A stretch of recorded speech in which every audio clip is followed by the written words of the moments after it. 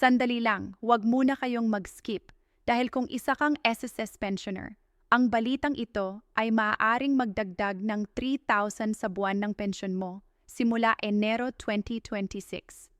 Oo, tama ang narinig mo. Finally approved. Matagal na itong hinihintay at ngayon malinaw na ang direksyon kung paano makikinabang ang milyon-milyong retirado sa buong bansa. Sa loob ng ilang segundo, ipapaliwanag namin kung sino ang kwalipikado, paano maaapektuhan ang kasalukuyan mong pensyon, at ano ang mga hakbang na dapat mong gawin ngayon palang para masigurong hindi ka maiiwan. Marami ang nag-aakala na automatic ito para sa lahat, pero may mahahalagang detalye na dapat mong malaman para maiwasan ang pagkabigla sa payout. Hindi ito chismis. Hindi rin ito clickbait. Ito ay konkretong update na may timeline, criteria at epekto sa budget ng bawat pensioner, lalo na sa gitna ng patuloy na pagtaas ng bilihin. Kung umaasa ka sa pensyon para sa gamot, pagkain at pangaraw-araw na gastusin, ang dagdag na 3,000 ay malaking ginhawa. Pero kung tama ang iyong impormasyon, manatili ka hanggang dulo dahil ibabahagi namin ang mga pinakabagong linaw, ang karaniwang pagkakamali ng mga pensioner, at ang mga practical na tips para masulit ang pagtaas na ito. Huwag hayaang maunahan ka ng maling balita, dito ka sa sigurado. Kung mahalaga sa'yo ang ganitong updates, i-like mo na ang video ngayon para mas marami pang pensioners ang makarinig ng totoong balita at benepisyo. Alam mo ba sa bawat SSS pensioner sa bansa, ang balitang ito ay hindi lang basta numero. Ito ay pag-asa. Ito ang dagdag na pondo na maaaring magbigay ginhawa sa pangaraw-araw na gastos mula sa pamasahe, pagkain, gamot hanggang sa simpleng luho na dati ay iniwasan. Dahil sa kakulangan ng budget, minsan ang 3,000 ay parang maliit lang sa unang tingin, pero para sa maraming pensioner, ito ay makabuluhang pagbabago sa kanilang pamumuhay. Sa katunayan, ilang pensioner ang nagulat nang malaman na ang pag-apruba ng dagdag na pensyon ay opisyal na at nakatakdang ipatupad simula Enero 2026. Walang paligoy-ligoy, walang delay. Ito ay formal na nakasaad sa dokumento ng SSS at kumpirmado ng mga awtoridad. Ngunit bago tayo masyadong masaya, kailangan nating maintindihan ang mga detalye ng programa. Maraming pensioner ang umaasa na automatikong darating ang dagdag sa kanilang account. Totoo, may bahagi na automatiko pero may ilang kailangang proseso at updates sa SSS records para matiyak na makukuha mo ang buong benepisyo.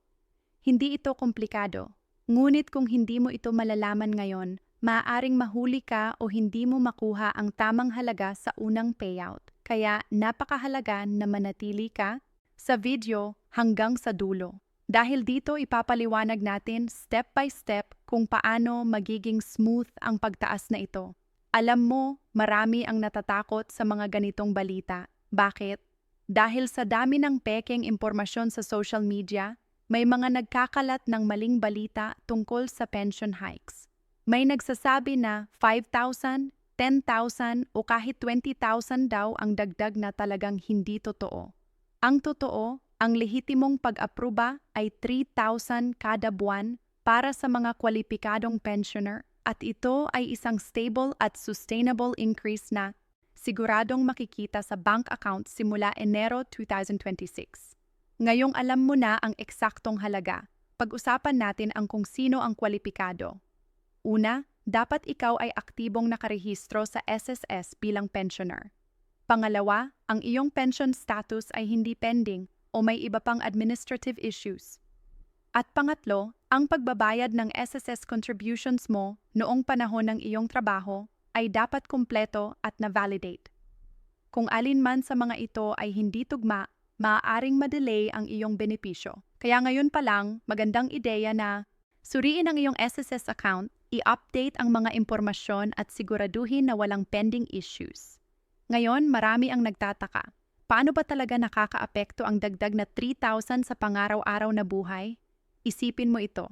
Kung dati ay sapat lang ang pensyon para sa pangunahing gastusin, ang dagdag na ito ay maaaring magbigay ng ekstra na pera para sa gamot na kritikal para sa maraming senior citizens. Pwede rin itong gamitin para sa pagpapabuti ng nutrisyon, dagdag pang grocery o kahit simpleng kasiyahan tulad ng paminsang pagkain sa labas kasama ang pamilya. Ang epekto nito ay mas malalim kaysa sa inaakala ng marami. Hindi lang ito pera kundi kalayaan at kapayapaan ng isip na alam mong may dagdag pondo ka bawat buwan. Bukod dito, may mga updates din ang SSS sa kanilang online system para sa mas mabilis na verification ng pension status. Kung dati ay kinakailangan pang pumunta sa opisina para sa simpleng inquiry, ngayon ay pwede mo na itong ma-check sa SSS mobile app o sa website. Ang modernization na ito ay malaking tulong para sa mga pensioner na hindi na gaanong makalakad sa opisina o may health concerns. Sa ganitong paraan, mas madali at mas ligtas ang pag-access sa impormasyon at sa iyong benepisyo. Isa pang mahalagang punto ang schedule ng payout. Simula Enero 2026, makikita ang dagdag na $3,000 sa unang payout. Para sa karamihan, ito ay sa pamamagitan ng bank deposit or SSS check, depende sa nakarehistrong paraan ng pagtanggap ng pensyon. Para sa mga may direct deposit, tiyak na automatic na mapupunta sa account mo. Ngunit para sa mga tumatanggap pa rin ng physical checks, kailangan mong i-monitor ang schedule sa iyong local SSS branch upang matiyak na hindi ka mahuhuli. Ngunit bago natin talakayin ang karagdagang detalye, isipin mo muna ang epekto nito sa maraming pamilya ng pensioner. Maraming anak at apo ang umaasa sa kanilang lolo at lola para sa suporta at kahit maliit na dagdag na 3,000 ay maaaring makapagbigay ng higit na seguridad sa buong pamilya. Isang halimbawa, ang isang pensioner na dati ay kailangan pang mag-budget para sa gamot at pagkain ay ngayon ay maaaring maglaan ng kaunting halaga para sa educational needs ng apo o kahit para sa emergency fund. Sa ganitong paraan, ang pagtaas ng pensyon ay hindi lang para sa pensioner, ito rin ay para sa kabuuang kapakanan ng pamilya. Ngayon, pag-usapan natin ang timeline at proseso. Maraming pensioner ang nag-aalala kung kailan nga ba nila makikita ang dagdag sa kanilang account. Ang magandang balita, ang SSS ay nagbigay ng malinaw na timeline. Simula Enero 2026, ang unang dagdag ay ipapasok sa pension payout. Pagkatapos nito, kada buwan ay automatiko nang mapupunta sa account o matatanggap bilang physical check. Ngunit may ilang administrative processes na kailangang tapusin. Halimbawa, kung may pending document verification or outdated account details, maaaring madelay ang payout. Kaya mahalaga ngayon pa lang bago sumapit ang Enero ay i-update ang lahat ng impormasyon sa SSS account mo. Bukod dito, marami rin ang nagtatanong tungkol sa tax implications. Magandang balita, ang pension increase na ito ay hindi tinatatax dahil ito ay extension lamang ng lehitimong SSS pension. Ibig sabihin, ang buong 3,000 ay mapupunta sa iyong bulsa at hindi mo na kailangan pang mag-alala sa anumang deductions. Ito ay malaking tulong para sa mga pensioner na ang pangunahing concern ay pangaraw-araw na pamumuhay. Isa pang aspeto na dapat isaalang-alang ay ang long-term sustainability ng program. Maraming tao ang nagdadalawang isip. Paano kung ito ay pansamantala lamang? Ngunit ayon sa SSS, ang additional 3,000 monthly increase ay bahagi ng long-term plan para sa mga pensioner at may malinaw na budget allocation ang gobyerno para dito. Ibig sabihin, hindi ito isang one-time bonus o simpleng dagdag lang para sa ilang buwan. Ito ay permanenteng adjustment na makikita sa bawat buwan ng pensyon hanggang sa huling payout ng pensioner. Ngayon, marahil iniisip mo, paano ko malalaman kung tama ang aking pension record at eligible ako sa increase na ito?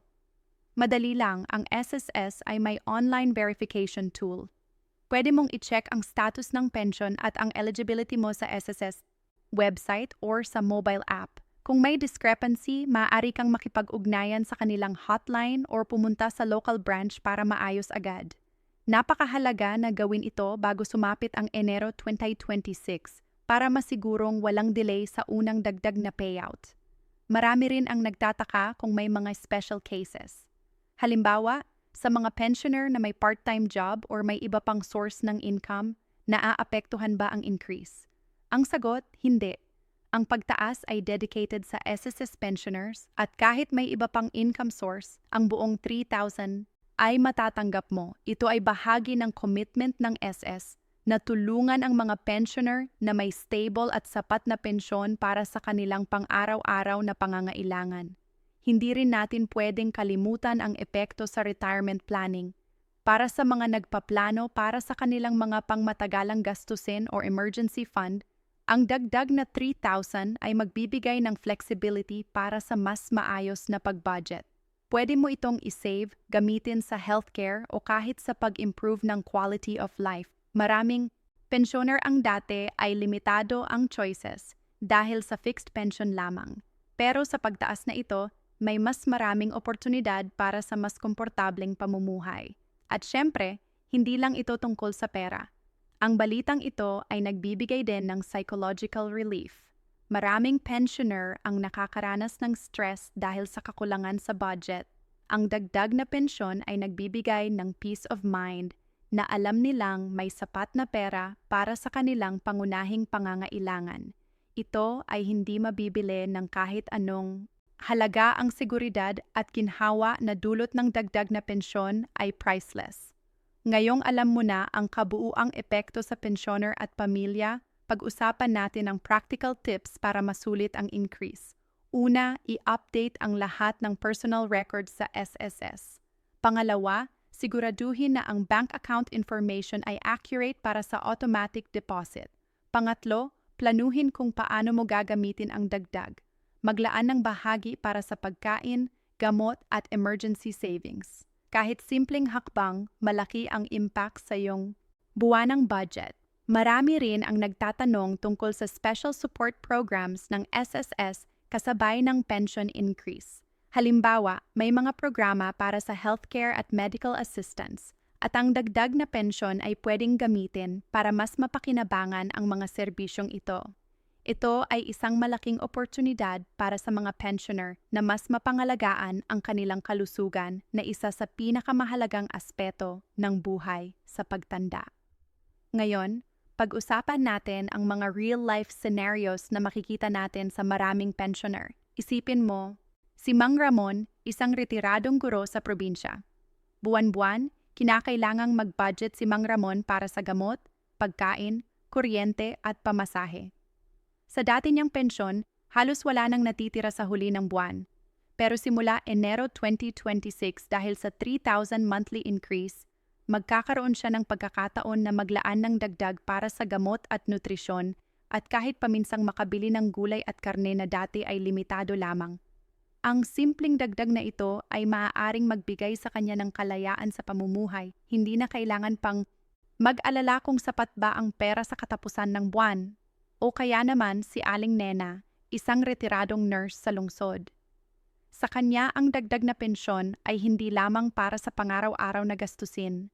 Ginagamit niya ito upang magtabi ng emergency fund, isang bagay na dati ay hindi niya magawa. Kahit may maliit na problema sa bahay o medikal na gastos, hindi na siya kailangan pang manghiram o mag-alala kung saan kukunin ang pera. Ang psychological relief na dulot nito ay hindi matatawaran.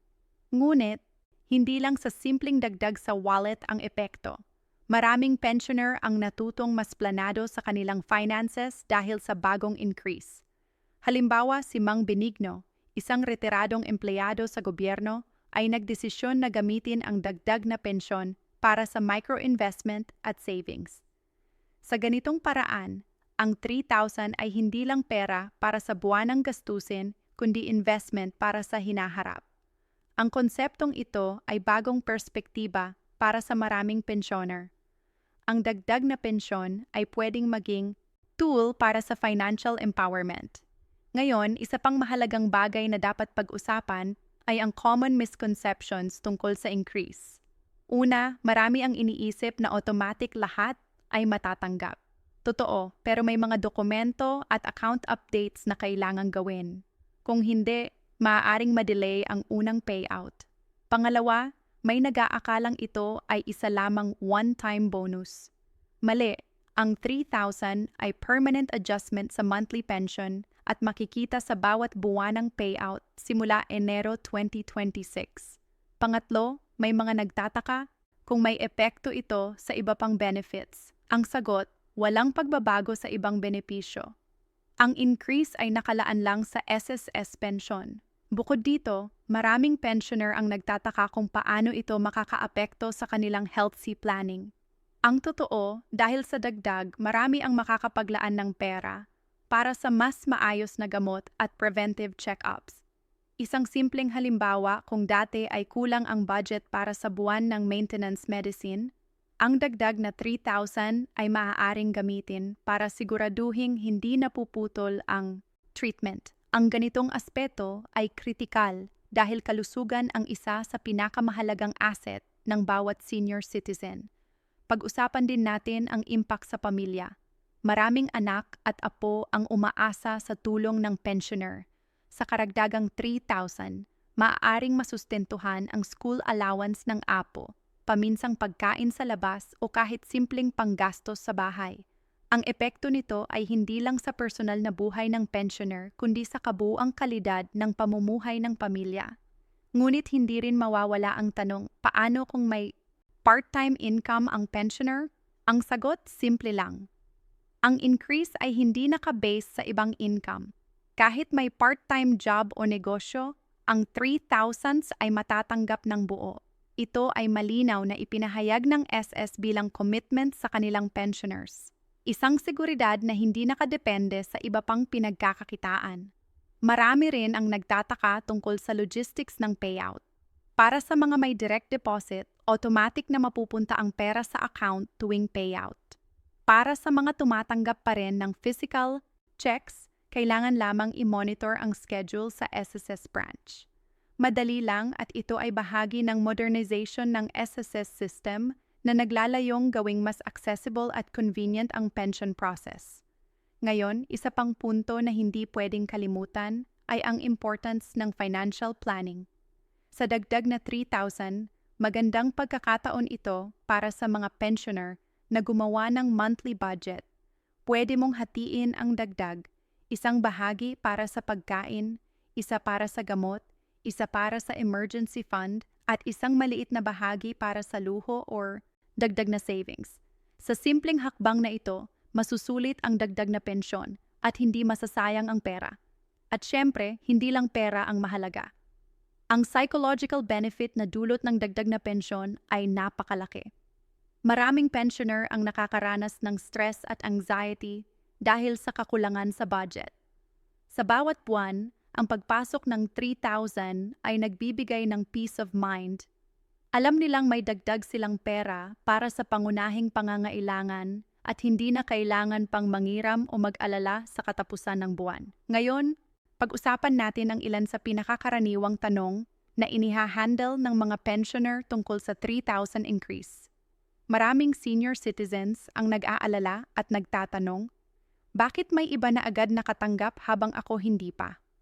Ang sagot dito ay simple, ang eligibility verification at accounts. Kung may incomplete documents o outdated information, maaaring ma-delay ang payout.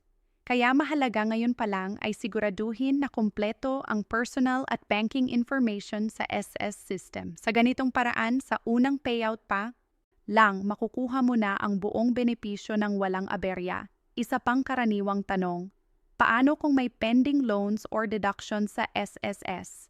Ang sagot, ang 3,000 increase ay hindi maaapektuhan ng ibang deductions maliban na lang kung may legal or mandatory deductions, gaya ng court order o child support. Ibig sabihin, ang buong increase ay mapupunta sao para talagang magamit sa pangaraw-araw na pangangailangan. Marami rin ang nagtatanong kung paano makakaapekto ang increase sa healthcare benefits. Sa katunayan, mas maganda ang epekto nito dahil ang dagdag na pensyon ay pwedeng gamitin para sa preventive check-ups, maintenance medicines at iba pang health-related needs.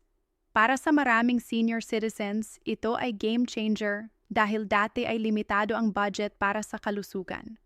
Ngunit sa bagong increase, mas may kakayahan silang alagaan ang sarili. Ngayon, pag-usapan natin ang timing at planning. Kung tatandaan, simula Enero 2026 ay unang matatanggap ang dagdag. Ngunit magandang ideya rin ay gumawa ng financial plan bago pa man dumating ang payout. Pwede mong hatiin ang dagdag. Isang bahagi para sa pagkain, isang bahagi para sa gamot at health needs. Isang maliit na bahagi para sa emergency fund at isang maliit na bahagi para sa luho o personal enjoyment. Sa ganitong paraan, hindi lamang sapat ang pera sa bawat buwan, kundi nagagamit din ito ng maximum benefit. Bukod dito, may ilang pensioner na nag-aalala tungkol sa long-term sustainability ng increase. Magandang balita, ang SSS ay malinaw na naglaan ng budget para sa long-term implementation. Hindi ito one-time bonus. Ang 3,000 increase ay permanent adjustment sa monthly pension. Kaya makikita ito sa bawat buwan ng payout hanggang sa huling buwan ng pension. Ito ay malaking relief para sa mga pensioner na dati ay nag-aalala kung sapat ba ang kanilang pension sa matagal na panahon. Ngunit hindi mawawala ang concern ng mga pensioner tungkol sa eligibility verification. Ang pinakamabilis na paraan para matiyak na kwalipikado ka ay i-check ang SSS online system or mobile app o pumunta sa local branch.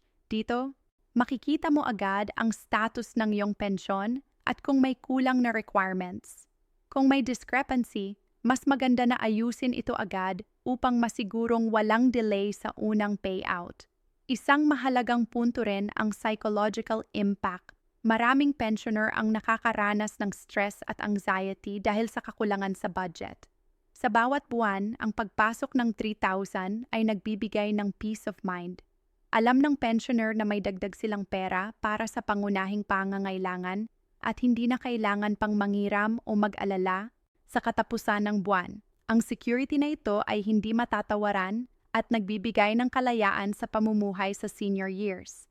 Bukod dito, mahalaga ring malaman ang epekto sa family support. Maraming anak at apo ang umaasa sa pensioner at kahit maliit na dagdag sa pensyon ay maaaring magbigay ng tulong sa kabuuang pamilya.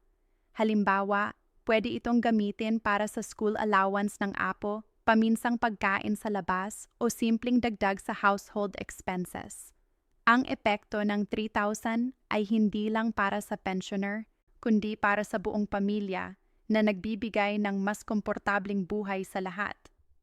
Ngayon, pag-usapan natin ang mga common mistakes na dapat iwasan. Una, hindi agad pag-update ng personal information sa SSS. Kapag hindi updated, maaaring ma-delay ang payout. Pangalawa, hindi pag-check ng bank account or pension schedule bago ang unang payout.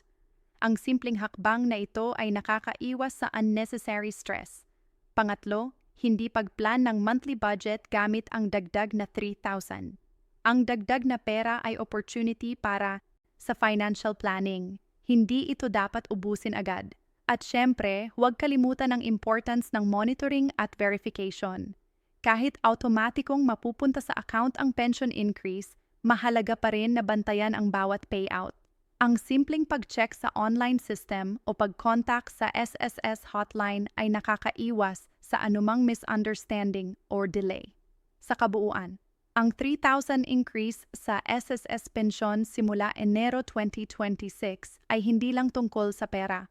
Ito ay tungkol sa kalayaan, seguridad at peace of mind. Ito ay tungkol sa pagpaplano ng mas maayos na buhay, pag-aalaga sa kalusugan, at pagbibigay ng suporta sa pamilya. Ang bawat pensioner ay may pagkakataon na mas mapabuti ang kanilang pamumuhay sa simpleng hakbang na ito. Ang tamang kaalaman, tamang planning at tamang paggamit ng dagdag na pensyon. Ngayon sa huling bahagi ng ating discussion, gusto kong bigyang diin ang importance ng pagiging proactive. Maraming pensioner ang nag-aantay lamang sa balita, hindi alam kung paano simulan ang proseso. Ngunit kung gusto mong masulit ang 3,000 increase simula Enero 2026, ang pinakamahalaga ay kumilos ngayon. I-update ang iyong personal at banking information. I-verify ang eligibility at i-monitor ang schedule ng payout. Ang proactive na hakbang na ito ay nakakaiwas sa anumang delay at nagbibigay ng katiyakan na sa unang payout pa lang makukuha mo ang buong benepisyo. Isipin mo rin ang long-term impact. Ang 3,000 increase ay hindi lamang dagdag sa buwanang gastusin. Ito ay foundation para sa mas maayos na retirement planning. Pwede mong gamitin ito para sa emergency fund, health, o kahit maliit na investment. Para sa maraming pensioner, ang dagdag na ito ay nagbibigay ng opportunity para sa financial stability sa mga susunod na taon. Huwag din nating kalimutan ang emotional at psychological relief. Maraming senior citizens ang nakakaranas ng stress dahil sa kakulangan sa pera. Ang regular na dagdag sa pensyon ay nagbibigay ng peace of mind. Alam ng pensioner na may sapat na pera para sa pagkain, gamot at pangunahing pangangailangan. Ang sense of security na dulot nito ay hindi mapapantayan ng kahit anong material na bagay. Ngayon, pag-usapan natin ang importance ng financial literacy.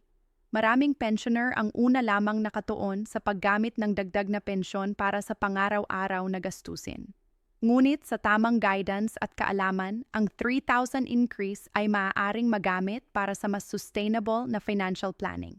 Halimbawa, pwede itong hatiin sa mga specific categories: emergency fund, health, food at kaunting discretionary spending para sa personal enjoyment. Sa ganitong paraan, hindi lang sapat ang pera sa buwan, kundi nagagamit ito sa pinakamataas na benefit. Isa pang mahalagang punto, community support. Maraming pensioner ang natutulungan ng kanilang kapwa sa pamamagitan ng dagdag na pensyon.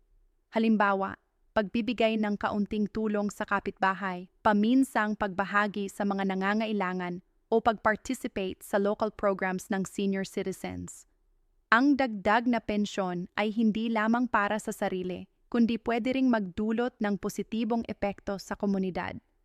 Hindi rin mawawala ang mga success stories na inspirasyon sa lahat. Maraming pensioner ang naging mas maayos ang buhay dahil sa dagdag na pensyon. Si Mang Ramon na dati ay limitado ang budget sa gamot at pagkain. Ngayon ay may kakayahan ng bumili ng masustansyang pagkain at maglaan ng pera para sa emergency needs. Si Aling Nena na dati ay nag-aalala sa monthly budget, ngayon ay may peace of mind at may savings para sa unexpected expenses. Ang mga kwentong ito ay patunay na ang 3,000 increase ay tunay na makakatulong sa buhay ng pensioner. Ngunit tulad ng lahat ng benepisyo, may responsibility din. Ang pensioner ay kailangang maging maingat, informed at proactive. Ang tamang paggamit ng dagdag na pensyon ay magbibigay ng mas mataas na kalidad ng buhay at hindi masasayang ang opportunity. Huwag hayaang mawala ang benepisyo dahil sa kakulangan ng kaalaman o hindi tamang planning. Sa huli, ang mahalaga ay ang awareness at action. Ang 3,000 increase ay nakala na, approved na at simula Enero 2026 ay mapupunta na sa mga kwalipikadong pensioner. Pero ang pinakamahalaga ay, handa ka ba? Na-update mo ba ang account? Na-verify mo ba ang eligibility? May plan ka ba kung paano gagamitin ang dagdag na pensyon para sa pinakamataas na benefit? Ang bawat hakbang ngayon ay magtitiyak na sa unang payout pa lang. Makukuha mo na ang buong benepisyo ng walang aberya. Kaya sa mga pensioner dyan, huwag nang mag-antay pa.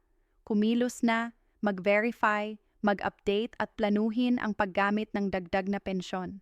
Sa ganitong paraan, hindi lamang magiging mas maayos ang pamumuhay, kundi magkakaroon ka rin ng peace of mind, security at kalayaan sa iyong senior years. At bago matapos ang video, isang huling paalala, kung mahalaga sa'yo ang ganitong updates, kung gusto mong maging fully informed at hindi mahuli sa anumang pension news, i-like mo na ang video ngayon at siguraduhing ma-notify ka sa susunod na importanteng updates. Ang pagiging informed at proactive ay pinakamalaking hakbang para masulit ang bawat piso ng iyong pensyon. Tandaan, simula Enero 2026, ang 3,000 monthly increase ay totoo, lehitimo at life-changing para sa bawat SSS pensioner. Huwag sayangin ang pagkakataon. Update your information, verify your eligibility, and plan wisely. Ang bawat hakbang mo ngayon ay magbibigay ng mas maayos, secure at comfortable na buhay sa mga susunod na taon.